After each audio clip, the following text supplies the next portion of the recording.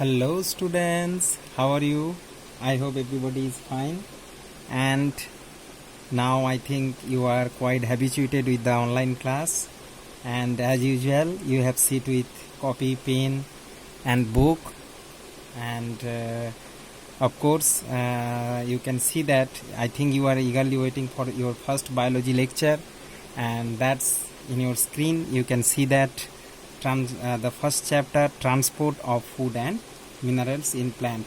Okay, and similarly as usual, like every day I used to say that be attentive and listen the lecture very carefully, and I strictly believe that after the lecture all the confusions regarding the topics, every subtopic, it will crystal clear, and which will help you to solve the exercise. And of course you will prepare the note in your copy, all the things I have prepared for you, and you know that everything is for you guys, so you have to prepare like this, and just get ready with the first chapter, first day in biology. Okay, let's start. So students, chapter is transport of food and minerals in plant.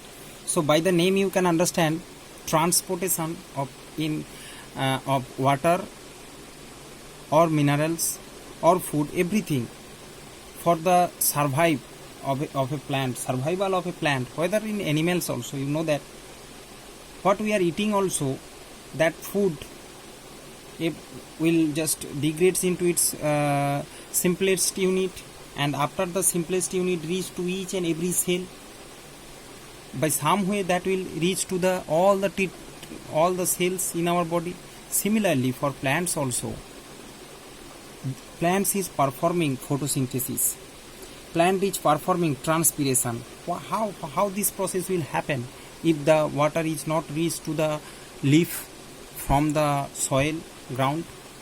So this transport of the soil, of the minerals, food, whatever, the water from root to the up leaf is known as the transport of water or minerals in plant. So water and mineral salts are essentials. You know that they are essentials. So there is a process takes place when in your book also you can see there is the absorption of water by roots. If simple picture is given, a very nice picture is given, but before that I am showing you the picture. You can see that there is the picture, this type of picture is given, that pathway. So if there is soil, it will contain the water molecules also. Inside it water molecules are there. That water molecule will absorb by the root, and these are the cells, and this is the whole plant over here, and it will go up to the leaf. So how this happens, how this takes place, this process is known as the osmosis. So first you have to know what is the osmosis, then we will go with this figure, explain the diagram. So osmosis is the movement of water molecules, or you can say solvent, from region of higher concentration to region of lower concentration across a semi-permeable membrane. So students, note this, semi-permeable membrane. Okay, I hope you understand. Semi-permeable membrane, through the semi-permeable membrane, and higher concentration to region of lower concentration, and of course water molecules. So all these things what I am pointing, you just note it, water molecules or solvent, as it is osmosis. Here water molecules go, but in other case of osmosis maybe there will be other solvent, it can happens, no problem, but in case of plant it's water. That's why we have written in book also water is mentioned. Movement of water molecule from region of higher. So if there is a region, left side there is a region, I have drawn a picture, and right side also there is a region. Here you see, if that circles are water, this side has more circles. See, these are circles, and here less. Here the number of this square box is more. So here the water particles in higher concentration. So higher concentration of water to the lower concentration of water. If this position, this side it water molecules is more and this side water molecule is less. Through a semi-permeable membrane, the water molecule can flow from this left side to the right side. This flow from higher concentration of water to the lower concentration of water, note it, water, not the other things, is called as osmosis. Okay, so osmosis will strictly apply for the liquid or the solvent things, not in the gas or solid. Okay, and hence, so solvent, it's applied for solvents from higher concentration to lower concentration through a semi-permeable membrane. Okay, so what is semi-permeable and permeable membrane? Maybe little bit confusion will come in your mind, so let's clear it. There is the difference between permeable and semi-permeable. Permeable means have tiny holes, allow pass of small particles, not selective, means there have lots of tiny holes inside the membrane and which can permit on that size of particles. The hole will be they have a micron or Armstrong size is there on that. Through that small particle will move. There is no barrier, no selective, any particle of that size can pass. But in semi-permeable, it's selective, means certain types of particle will allow in certain condition. Here semi-permeable membrane, that is the semi-permeable membrane present in the plant is the cell membrane. That cell membrane, in the taproot, plasma membrane, which is called in plant, it is called plasma membrane, which is present on root. That membrane used to act as a semi-permeable membrane. Selective plasma membrane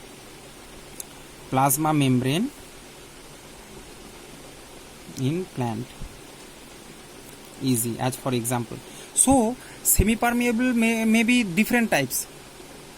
That is selective for the definite, means it is certain that that certain type of particles allow certain condition. So it will difference in it will depend on the experiment. So that is the semi-permeable. Here we are using the semi-permeable which allow the only water molecules. Okay, so here our condition is the passing only water molecules through the small hole. Okay, so now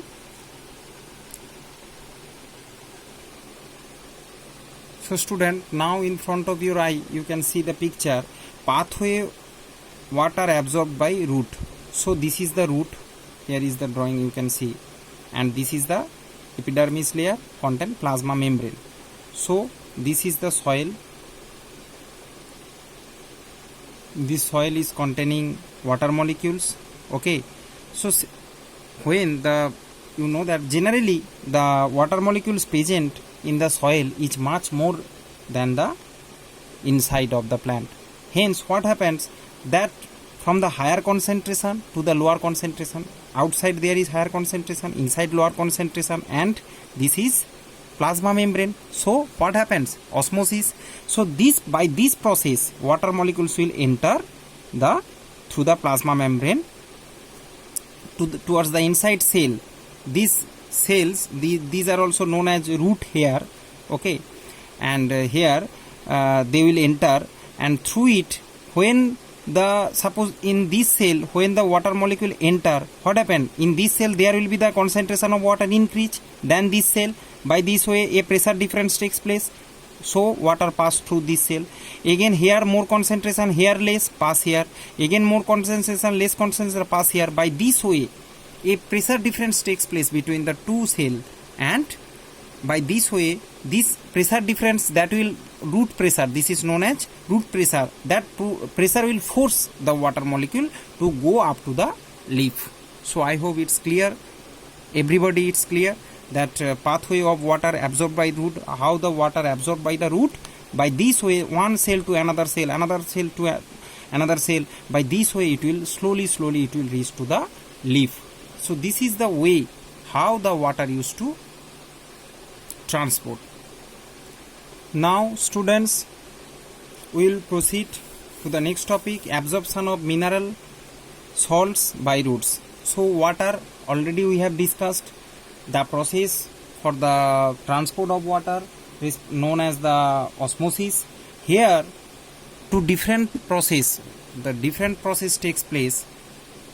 Absorption of, for the absorption of mineral salts by roots. That two process is, one is diffusion, another is active transport. So let's learn about diffusion. What is diffusion? Diffusion is the movement of liquids, solids, gas. Note it, solid, liquid, gas, all three states of matter here, from a region higher concentration to lower concentration. So I think clear, everybody clear, that movement of liquid, solid, gas, when all three states of matter move from higher concentrations to lower concentration, then that is called as diffusion. But when only liquid or water, that is osmosis. So don't get confused. So let's move to the picture once again, that how the diffusion takes place. So here you can see that now we come to this down picture. Here similarly same pattern, root and outside soil contains salt of calcium, magnesium, nitrogen. All the salts are present, higher concentration. So here is the cell, small pore inside the through the root. So this higher concentration to the inside lower concentration, all the, so students here no need of a semi-permeable membrane. Okay, it happens, how it happens, just when the concentration of mineral ions in the soil water is higher than that in the cell, sap of root hair cells, the ions will diffuse in the direction of concentration gradient, that is into the root. Okay, so just when the concentration difference takes place directly through the cell, it will enter, and not only the membrane, there is small pores is also there. Through this happens, this takes place. So soil contain mineral ions, high concentration, it will enter, and this same procedure it will go to the whatever it's needed, that will go. So you know that root hair cells, these are the root hair cells. It will looks like this root hair like structure, and it will help for this transport system, this conduction process. And you know that during the cell name as xylem. Later we will discuss in the next video about the xylem and phloem and their function. So students, in the next video we will read about active transport, what is active transport and how